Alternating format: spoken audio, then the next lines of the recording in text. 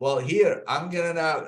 I love this conversation, so I'm gonna kick it up a notch. Okay, so now imagine that chart. You have your sales velocity and the price elasticity, and they are kind of running together.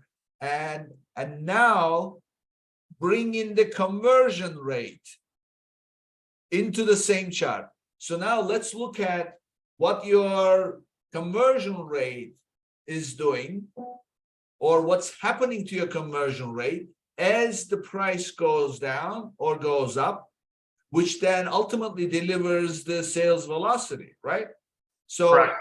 So now what you've done is you have studied the impact of your price fluctuations, and at the same time, if the price is going down, what has it done to your profitability?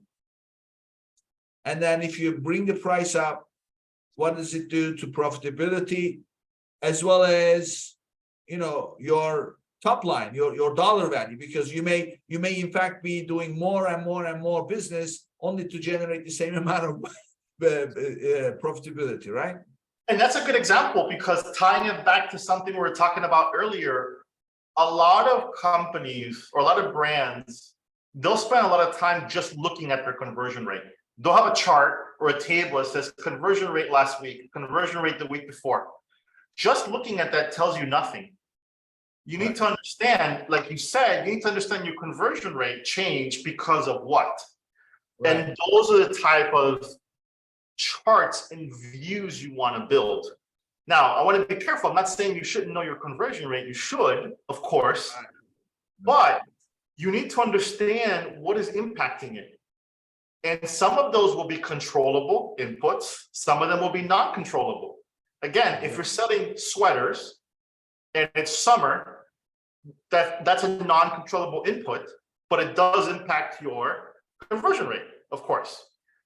But there are controllable ones, which is pricing, because even in the summer, you can sell more sweaters by reducing the price, because some people will say, hey, I'm going to stock up now for the winter, right? So it's understanding that relationship that is always most important. And when you're building dashboards, whether you're doing it in Excel or you're using a more sophisticated tool, you have to understand that you're building these views to understand these relationships so that you can make decisions.